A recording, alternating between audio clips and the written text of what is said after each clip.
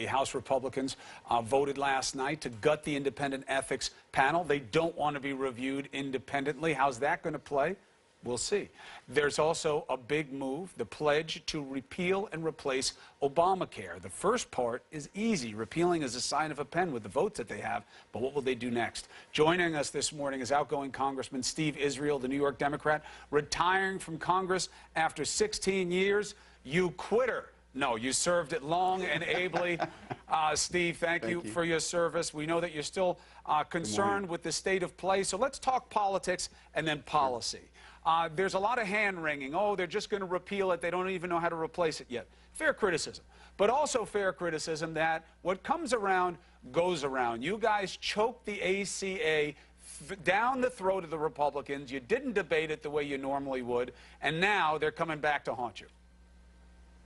Well, Chris, here's where we're going to learn about the vast difference between the convenience of the soundbite and the challenge of governing.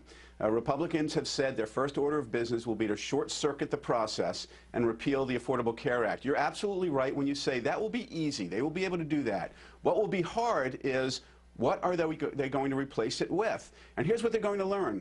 The brand of Obamacare may get some mixed reactions, even some pretty hostile reactions, but the substance of Obamacare is wildly popular with the American people. They like the fact that pre-existing conditions are covered. They like the fact that their kids can stay on their insurance policies until the age of 26. They like the preventive health care but there's aspects. Two things. There's two and things. Republicans tinker with that, they're in trouble. Okay, but again, you know, a lot of this, we want to keep the politics straight on it. First of all, you didn't answer my question about what comes around goes around. You choked it down their throats. They said they were going to come back and get you as soon as they could. Well, you didn't open it to debate.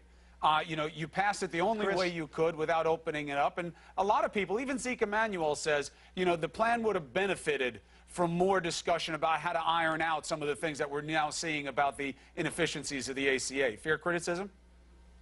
No, I disagree. Look, I distinctly remember the President of the United States calling Republican senators to the White House to have a long meeting about what they would contribute to the discussion. He opened up the doors to them. They came to that meeting and said, we're not going to pass the Affordable Care Act. No way, no how. Mitch McConnell began by saying, even if it's a good idea that President Obama has, we're going to resist it. So the criticism that the President didn't do enough to engender debate, I think, is a misplaced criticism. Now, if the Republicans have good ideas, sensible ideas to improve the Affordable Care Act without eliminating insurance for the uninsured and removing those consumer protections, I would advise my former colleagues to support those ideas. Okay. But this notion of just repealing and then saying, well, we're not sure when we're going to replace, that's going to create some real political fissures among the Republicans. Half of them are going to want to repeal and replace tomorrow. The other half are going to want to repeal and not replace so quickly. I think there's going to be a lot of pressure on them over the next few months and years on this. You have the affordable part, and then you have the care part. I think that you're right in terms of the biggest links of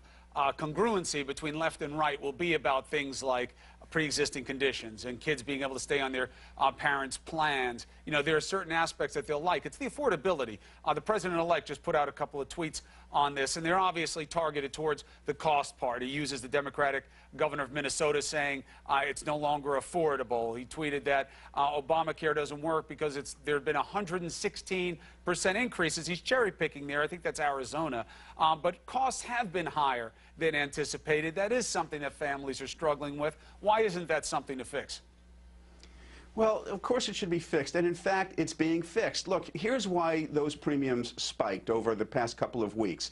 What was happening is not enough healthy young people were signing up for the plan, and so insurance companies did raise their premiums to adjust for that. But then what happened over the past few weeks in open enrollment? Millions and millions of Americans chose to subscribe to the Affordable Care Act, chose to join those exchanges. Now that they're in, you're going to see premiums begin to stabilize. And so I think Republicans and Democrats have a responsibility not to tweet, you know, quick and easy sound bites, not to go on camera and criticize without constructive alternatives, but to look at the long-term implications and consequences of their policymaking and make sure that at the end of the day, where Obamacare can be improved, it can, but don't repeal it, and let's be careful about how we're going to replace it. Steve, the ethics reform vote that they had last night. Reform, usually using the term loosely. Marsha Blackburn was just on. She's obviously working with the Trump transition, obviously in Congress. She said this is about increasing transparency, allowing for more due process. And there were Democrats and Republicans who said, boy, they really come at you on this OCE. Council doesn't work the same way. You don't really know who's coming at you. It never ends. That could have all been done, but they did something else. They removed the ability of the OCE to independently bring potential violations of criminal behavior. And they gave the politicians on the House Ethics Committee the ability to stop any investigation by the OCE. Did they have to do that in order to ensure due process?